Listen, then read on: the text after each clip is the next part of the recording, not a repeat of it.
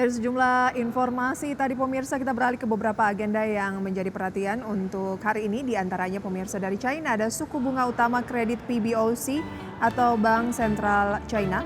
Kemudian ada IHK Malaysia, IHK Hong Kong, dan dari Eropa adalah pidato Gubernur Bank Sentral Eropa Christine Lagarde.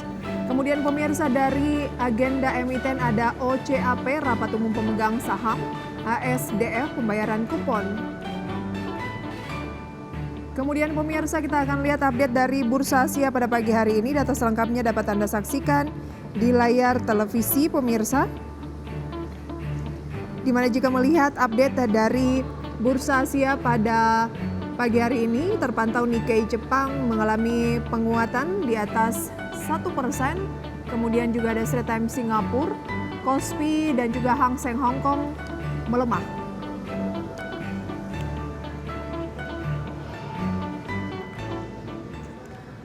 Dan pada pagi hari ini pemirsa, kita sudah tersambung melalui video conference bersama dengan Pak Hendra Wardana, founder Public Investor. Pak Hendra, apa kabar? Baik, Mbak Prisa, apa kabar Mbak Prisa? Kabar yang luar biasa di awal pekan. Saya nuansanya hijau karena mungkin optimis ini akan terjadi rebound. Tapi menurut Anda seperti apa IHSG proyeksinya di awal pekan ini? Oke, Mbak Prisa, kalau misalnya kita lihat IHSG sendiri untuk pekan ini, kalau menurut saya akan bergerak dalam tren yang masih sideways ya. Masih sideways dengan rentan harga di level 7.180 sampai 7.280.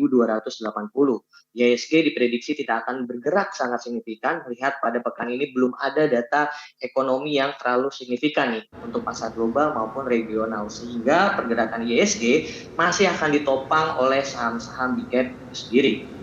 Kalau kita lihat, ya gimana Mbak Prisa? Baik, berarti akan cenderung sideways dengan range 7180 sampai 7280 ya? Betul, Mbak Prisa. Oke, ditopang oleh saham-saham big cap. Baik, investor kan diperkirakan akan mencermati keluarnya laporan keuangan full year 2023. Apa kira-kira saran dari Anda dan juga yang perlu dicermati oleh investor soal full year kinerja laporan keuangan full year 2023 ini, Pak? Oke, laporan keuangan tahun 2023 akan dirilis dari bulan Januari hingga akhir Maret ya, sehingga momen ini mungkin akan menjadi titik balik bagi saham-saham yang kinerjanya baik, tapi harga sahamnya belum terapresiasi.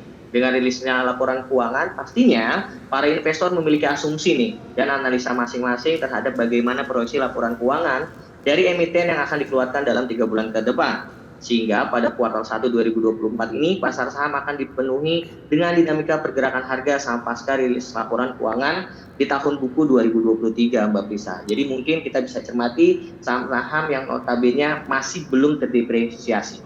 Yang belum terapresiasi. Saham-saham yang belum terapresiasi cukup signifikan begitu ya. Itu yang Anda sarankan. Nanti kan kita bahas saham-saham yang dimaksud saham seperti apa.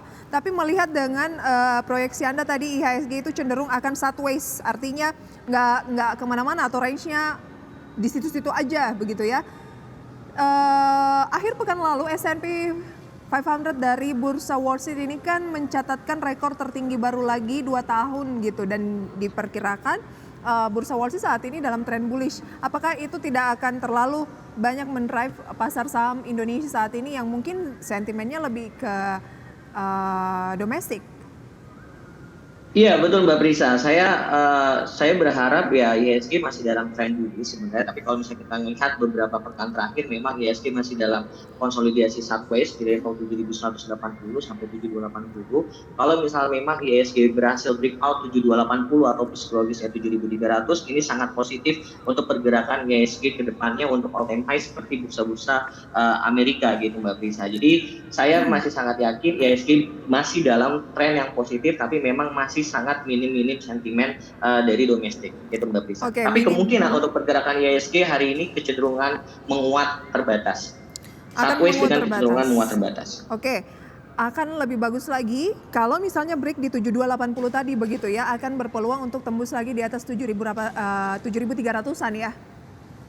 Betul, Mbak Prisa. Kita menunggu level tersebut.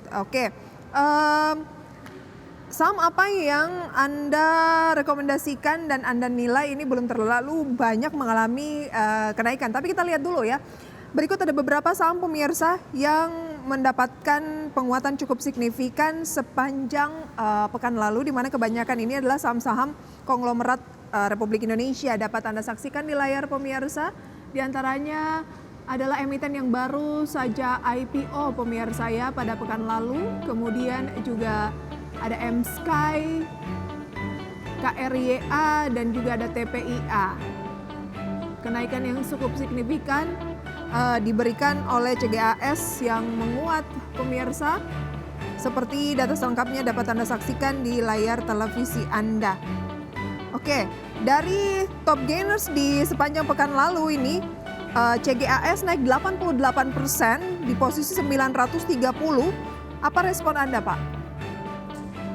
Ya, kalau misalnya kita lihat untuk saham-saham seperti Cegas dan M-Sky dari grup MNC, lalu terus ada TPIA hingga PMMP, saham dari anaknya Presiden Jokowi, Pak Kaisang gitu kan. Tanggapan saya terkait ini adalah saham-saham tersebut sebenarnya memang ya hanya dimanfaatkan untuk jangka pendek aja, Tapi kalau misalnya kita lihat memang belum ada terkait keterbukaan informasi yang benar-benar terkait dengan corporate action tersebut gitu. Jadi bisa dibilang masih minim sentimen sebenarnya, tapi memang bisa dimanfaatkan untuk trading jangka pendek seperti saham-saham TPIA yang mungkin udah dianggap support banget dan dimanfaatkan untuk spekulatif buy untuk main jangka pendek untuk saham-saham seperti TPIA, terus M-Sky dan saham-saham Cegas yang baru IPO gitu. Oke. Bisakah dikatakan bahwa ini benar-benar ya, tapi bukan saham gorengan ya Pak ya? Kalau misalnya definisi saham gorengan adalah balik lagi kita lihat transaksi rata-ratanya. Tapi kalau misalnya kita lihat saham seperti TPIA kan rata-rata transaksinya lumayan tinggi, Cegas juga lumayan tinggi. Tapi kalau misalnya dibilang harganya sudah sangat tinggi, Cegas naiknya tadi yang Mbak bisa bilang sudah lebih dari 80%. Lebih baik kalau misalnya sudah punya, lebih baik di sell constraint. Kalau misalnya belum punya, pengen cari saham yang sesektor misalnya gas atau oil, mungkin bisa pilih saham-saham yang notabene belum naik signifikan. Kalau misalnya kita pengen ngambil sentimen terkait dengan perang dingin yang ada di Timur Tengah misalnya. Oke. Yang terjadi antara Amerika dan Houthi. Tapi kalau mau mengambil sentimen soal pemilu yang diselenggarakan bulan depan dan mungkin nggak lama dari beberapa hari itu sudah bisa ketahuan tuh pemenangnya kira-kira siapa, apakah ada 2 putaran dan lain sebagainya. Jangka pendek sebaiknya seperti apa? Apa yang perlu dilakukan memanfaatkan momentum tersebut, Pak Hendra? Ataukah saham-saham yang mungkin sensitif terhadap pemilu ini sudah naik cukup signifikan dan mungkin kita agak-agak kalau baru mau melirik sekarang ya udah ketinggalan, atau bagaimana kira-kira saran dari Anda? Betul Mbak Prisa, kalau misalnya dibilang beli dari sekarang kayaknya udah sangat ketinggalan. Tapi kalau misalnya memang masih ada peluang bisa dimanfaatkan aja. Jadi kalau misalnya tadi Mbak Prisa bilang kira-kira peluangnya gimana, ya cari aja saham-saham yang notabene benar-benar terimpact dampak positif terkait dengan misalnya paslon nomor 1, nomor 2, nomor 3 itu kan pasti ada tuh saham-sahamnya yang bisa dibilang terdampak. Tapi bagi saya, buat teman-teman investor ketika ingin membeli suatu saham yang notabene saham-saham tersebut, perhatikan historical pergerakan harga sahamnya. Apakah saham ini pernah mengalami kenaikan secara instan dan turun secara instan? Jika iya, maka patut untuk diperhatikan atau dihindari, atau ketika misalnya pengen masuk mungkin bisa sedikit dari komposisi portofolio teman-teman investor. Dan yang terpenting adalah melakukan analisa fundamental dulu nih terhadap saham tersebut untuk melihat prospek saham tersebut saat pemilu dan nanti setelah pemilu seperti apa. Oke. Gitu. Itu dia kiat-kiat ya, bagaimana untuk memanfaatkan peluang di tengah atau menjelang pemilu di 14 Februari mendatang, serta bagaimana analisis mengenai bursa Wall Street pemirsa ya, S&P yang mencatatkan rekor lagi, dan juga pemirsa kiat untuk menghadapi kinerja full year 2023 begitu ya. Lantas kalau begitu saham apa yang lebih banyak Anda rekomendasikan Pak Hendra? Nanti akan kita bahas di segmen selanjutnya pemirsa, jangan kemana-mana. Terima kasih pemirsa, Anda kembali bersama kami dan tentunya kita masih akan berbincang bersama dengan Pak Hendra Wardana, founder dari Republik Investor, dan berikut adalah rekomendasi saham pilihannya yang kami rangkum dalam grafis berikut ini. Yang pertama ada saham ESA direkomendasikan spekulatif buy, kemudian CMNT spekulatif buy, Jasa Marga buy, dan PTMP buy. Dengan level-level akan kita ulas bersama tentunya pemirsa bersama dengan Pak Hendra kembali. Oke Pak Hendra, Anda lebih banyak merekomendasikan saham-saham ESA, CMNT, Jasa Marga, PT MP. Kenapa ada dua yang spekulatif buy sementara yang dua lainnya ini buy? Iya, karena spekulatif buy itu bisa dibilang masih spekulasi ya. Jadi bisa dibilang harganya masih benar-benar dekat dengan area supportnya. Jadi bisa dibilang dia dekat banget dengan supportnya. Dalam hal ini saya pakai moving average 50 dan untuk ESA dengan target pembelian di harga 570 sampai 590 dengan take profit pertamanya di level 610 dan stop loss-nya di level 570. Dan kalau misalnya kita lihat untuk ESA sendiri, candlestick-nya pada saat hari Jumat itu ditutup di level tertingginya. Nah, ini mengindikasikan bahwa buyernya sangat kuat. Dan kalau misalnya kita juga lihat dari indikator yang lainnya seperti volume juga mengalami peningkatan dan MACD juga bergerak dalam tren yang bullish. Jadi kembali lagi saya merekomendasikan ESA untuk baik di area 570 sampai 590 dengan take profit pertama di 610, take profit kedua di 635 dan stop loss-nya di 570 untuk saham ESA. Itu Mbak Prisa. Oke, saat ini kan belum pembukaan perdagangan sesi 1 ya, masih kita menanti pembukaan perdagangan kurang lebih 8 menit lagi dan ESA persis ditutup di 590 yang Anda taruh sebagai level-level untuk membeli begitu ya. Kalau misalnya pada pagi hari ini nantinya bisa lebih dari 590 artinya menguat, apa yang harus dilakukan dan kalau misalnya turun dari level tersebut? Kalau misalnya turun lebih baik ya, kalau misalnya naik pada saat open market misalnya dia langsung gap up di 600 atau 595 ya lebih baik buy on weakness aja, tunggu dulu di level 570 sampai tunggu dulu di level 580 sampai 590 karena stop loss kita di level 570. Oke. Artinya batasi di 570. Kalau misalnya turun di bawah 570 cut loss ya untuk ESA. Iya, betul. Tahanan Betul Mbak kuatnya Isa. di 570. Itu ya, karena itu berarti sudah breakdown di level moving average 50-nya. Jadi lebih baik stop loss atau dihindari dulu, nanti ketika misalnya sudah menguat lagi dalam kondisi indikator yang mendukung lagi baru kita bisa untuk spekulatif buy lagi untuk saham ESA. Baik, akan lebih oke lagi kalau mampu break di 610 karena kalau bisa break di 610 akan menuju ke target berikutnya dari Anda 635 ya. Betul Mbak Prisa. Oke, kita ke CMNT juga spekulatif buy. Anda bilang boleh buy di kisaran 1130. Iya betul Mbak Prisa, untuk CMNT kita rekomendasikan untuk buy di level 1130 karena kalau misalnya kita lihat untuk candle-nya juga bullish ya di moving average 5, terus indikator parabolic star juga bergerak dalam bullish, terus volumenya juga konsisten di atas garis moving average 20. Jadi strategi saya untuk saham CMNT ini dengan spekulatif buy dengan area beli 1130 dengan take profit pertamanya di 1160 dan take profit keduanya di 1180 dan stop loss-nya di level 1095 untuk CMNT. Oke, tadi Anda katakan CMNT kalau kita lihat juga pergerakan dari RTI-nya di layar pemirsa ini dalam tren bullish. Betul Mbak Pirsa, dalam tren yang bullish tapi memang sebenarnya kalau misalnya kita lihat juga udah sangat menguat. Jadi untuk targetnya bisa dibilang 1160 dan 1180, kecuali kalau misalnya memang nanti didukung dengan buyer dan volume yang kuat mungkin akan target psikologisnya di angka 1200, tapi tetap waspada karena bisa dibilang CMNT ini takutnya ada aksi distribusi atau penjualan dulu atau aksi taking profit untuk saham CMNT mengingat saham tersebut sudah mengalami kenaikan yang sangat signifikan. 1 bulan terakhir kenaikannya 10% dan untuk 6 bulan terakhir 20,86%. Cut loss jika menyentuh atau turun di level berapa? Cut loss ketika misalnya menyentuh di level 1095 untuk saham CMNT. Oke, 1095 saat ini di 1130, spekulatif buy, target pertama di 1160 dan kalau itu tercapai bisa ke 1180 dan kalau 1180 terbreak bisa berpeluang kembali ke atas 1200-an, begitu ya Pak Hendra ya? Betul Mbak Prisa. Oke, 1200-an tertembus berarti rekor tertinggi baru ya? Ya. Baik. Kemudian untuk Jasa Marga ini Anda lebih firm untuk buy gitu, nggak spekulatif. Kenapa? Iya, kalau misalnya kita lihat Jasa Marga sebenarnya dalam tren yang benar-benar bullish, tapi benar-benar dia lagi ada di swing low-nya, jadi momentum banget untuk beli sebenarnya, untuk buy on weakness untuk saham Jasa Marga.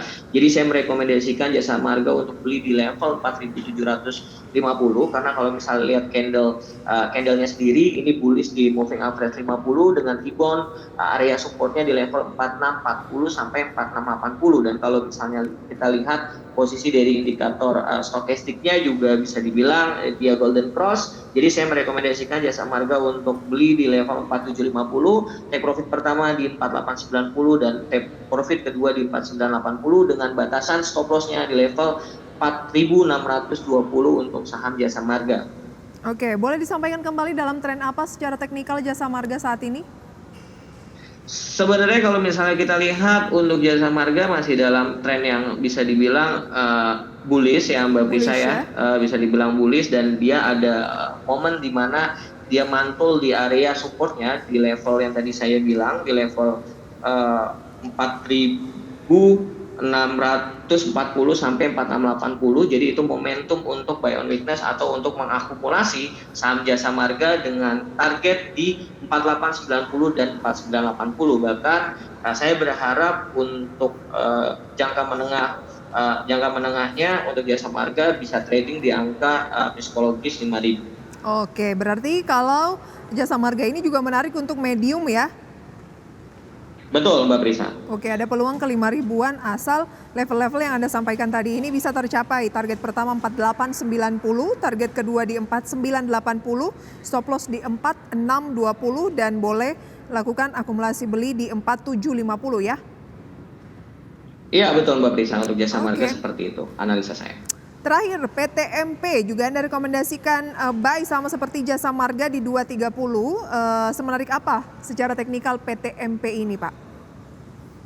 Iya, kalau misalnya PTMP ini saham fast trade ya, saham fast trade, jadi bisa dibilang beli hari ini, keluar juga hari ini, jadi harus benar-benar disiplin untuk taking profit, dan bukan hanya taking profitnya saja, tapi untuk stop loss juga harus disiplin untuk saham PTMP, karena memang kita memanfaatkan candlestick yang bullish, yang Morobozu, di mana penutupan kemarin ditutup di level tertingginya, terus candlesticknya juga di atas moving average 5 dan volumenya juga sangat meningkat, dan stochasticnya juga bisa dibilang golden cross. Jadi saya merekomendasikan untuk saham PTMP beli di area 230 dan take profit kedua di level 238 dan take profit keduanya di 242 dengan batasan stop loss untuk saham PTMP di level 224 Mbak Tisa.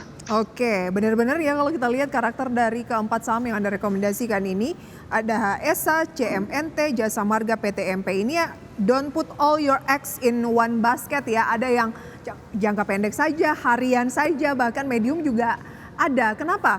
Tapi kalau saya lihat kayaknya lebih melihatnya itu dari angle teknikalnya. Apakah memang saat ini ya market tuh cocoknya dilihat dari sisi teknikal dulu karena banyak ketidakpastian secara fundamental, atau bagaimana tuh Pak Hendra?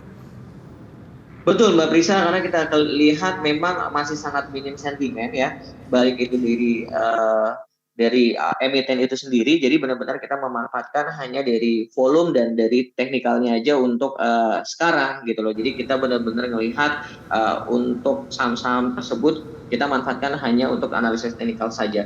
Kecuali nanti ketika misalnya rilis laporan keuangannya, nah itu mungkin kita bisa pakai untuk sentimen untuk mengakumulasi terkait dengan berita-berita terkait dengan laporan keuangan saham-saham tersebut gitu Mbak.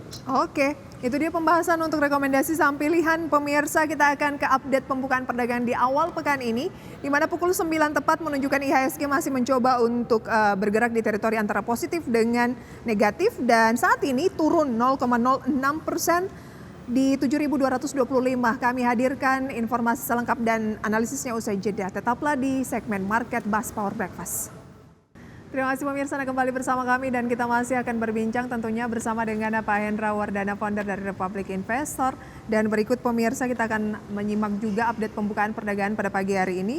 Di mana pada pagi hari ini pemirsa IHSG bergerak melemah 0,07% tipis atau 4 poin di 7.222.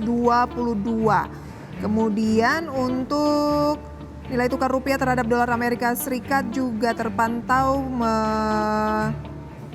ini terpantau menguat ya, tipis 0,04% terhadap dolar Amerika Serikat di 15.604. Dan berikut pemirsa juga selengkapnya saham-saham yang menjadi gainers maupun juga losers.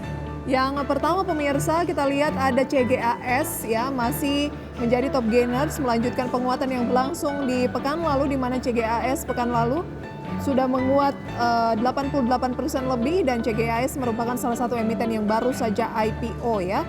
Penguatannya pagi ini 8,6% di kisaran 1010. Kemudian ada Bank Jago kembali menguat hampir 2% di 3.560. TPIA juga masih menjadi pertahanan di top gainers, melanjutkan penguatan di pekan lalu pemirsa dengan kenaikan 1,6% di 4.420. Kemudian STRK atau Lovina Beach Brewery yang menguat 2%, PTMP, PMMP, SMDR pemirsa film, dan juga ada SHID ini menguat 17,96% di 2.890. Losers pemirsa ada PNBS yang mengalami pelemahan 2%. Kemudian ada Nobu 1,68% pemirsa, dan juga ada saham-saham lainnya yang selengkapnya bisa Anda saksikan tadi begitu ya. Ada SMIL, Laju, Inet, dan juga Wins pemirsa. Oke, Pak Hendra mencermati dari saham-saham gainers dan juga losers atau pembukaan perdagangan pada pagi hari ini. Analisis Anda seperti apa sih? Kalau kita lihat gainersnya juga belum terlalu banyak berubah, tapi yang menarik ada Arto di sana dengan penguatan 1,71%. Oke, Mbak Prisa, kita lihat IHSG dulu ya, yang tadi saya bilang sebelum open market bahwa ya memang IHSG masih dalam konsolidasi atau sideways, bisa dibilang masih belum ada pergerakan yang akan terjadi signifikan untuk IHSG. Jadi IHSG masih dalam range 7.200 sampai 7.281 resistennya. Jadi kalau saya berharap IHSG akan breakout di 7.281 sehingga melewati masa sideways-nya untuk IHSG. Untuk tadi Mbak Prisa menanya saham Arto, kalau misalnya kita lihat saham Arto memang bisa dibilang ini saham yang udah mulai ke arah tren yang positif sebenarnya untuk saham Arto.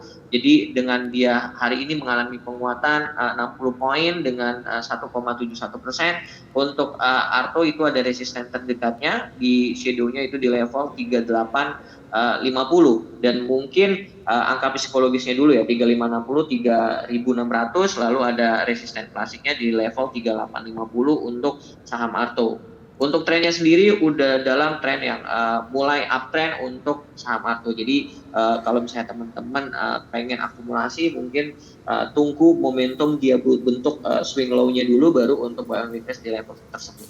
Oke, buy on weakness ya. Ya betul Mbak Prisa. Karena kenaikan, walaupun udah dalam tren yang positif ya. Ya betul, kenaikannya udah lumayan. Sudah lumayan. Dalam 3 bulan terakhir udah 106%. 1 bulan terakhir aja sudah hampir 20% begitu ya, udah lumayan.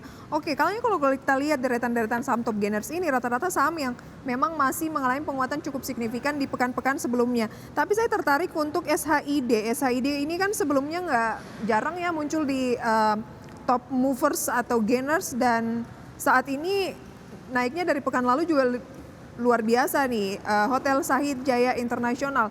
Kira-kira analisis apa yang Anda ingin berikan soal SHID ini, Pak?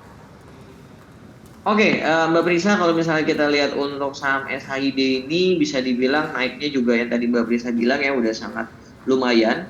Jadi dari level dari Januari itu harganya masih sekitar 630-an, sekarang ada di level 2.820-an. Jujur saya nggak tahu akan ada hal corporate action apa. Pastinya sebenarnya ketika harga tersebut naik sangat signifikan, sebenarnya pasti ada sentimen yang akan dilakukan. Ada corporate action yang dilakukan tapi mungkin belum terbuka aja atau belum disampaikan kepada publik. Kemungkinan sih akan ada sentimen-sentimen positif saham tersebut. Juga kita bisa lihat dari rata-rata histori transaksinya, biasanya itu ditransaksikan hanya puluhan juta aja, tapi kalau misalnya kita lihat sepekan terakhir transaksinya sudah mulai meningkat sangat signifikan, 3 miliar, 4 miliar, 6 miliar, dan hari ini baru 8 menit saham SHID sudah transaksinya sudah 2,6 miliar gitu loh. Nah ini disesuaikan aja sama teman-teman investor, tapi kalau saran kalau saya tipikal ketika misalnya memilih saham, pilih minimal rata-rata value transaksinya itu di atas 10 miliar gitu loh. Tapi kalau misalnya memang teman-teman tipikal yang berani resiko tinggi, ya mungkin bisa dipilih, tapi untuk bisa dibilang trading jangka pendek aja untuk saham-saham tersebut. Oke, lebih ke spekulatif begitu ya. Baik, itu dia dari Pak Hendra merekomendasikan pilihlah saham-saham yang nilai transaksinya itu paling enggak di atas 10 miliar. Begitu ya Pak ya? Betul. Oke, SHID ini sekedar informasi pemirsa, BEI sempat mensuspensi atau menghentikan sementara perdagangannya pada hari Jumat 12 Januari lalu karena terjadi kenaikan harga kumulatif yang memang cukup signifikan, dan dari manajemen direktur hotelnya sendiri ini Hengki Roy sempat mengatakan bahwa tidak mengetahui dan tidak menerima informasi terkait kondisi perdagangan saham yang mengalami kenaikan berturut-turut, dan mengatakan bahwa saat ini lebih banyak melakukan renovasi di sejumlah ballrooms, misalnya Candi Singosari dan berbagai tempat lainnya atau hotel lainnya. Dan dari sisi F&B juga melakukan penambahan revenue outlets dan manager on duty atau MOD dengan adanya penambahan fasilitas baru seperti vertical hydroponic garden dan lain sebagainya pemirsa. Tapi mungkin benar seperti kata Pak Hendra tadi, mungkin akan ada corporate action yang lebih besar yang membuat kenapa saham SHID ini cenderung mengalami kenaikan signifikan. Untuk itu perlu waspada juga begitu ya Pak Hendra, dan disesuaikan dengan prinsip investasi dari investor dimanapun berada. Sayang sekali Pak Hendra, waktu kita terbatas. Terima kasih banyak untuk sharing informasi, analisis, rekomendasi, sejumlah tipsnya pada awal pekan ini. Sampai berjumpa kembali, selamat pagi. Selamat pagi Mbak Prisa dan teman-teman investor semuanya.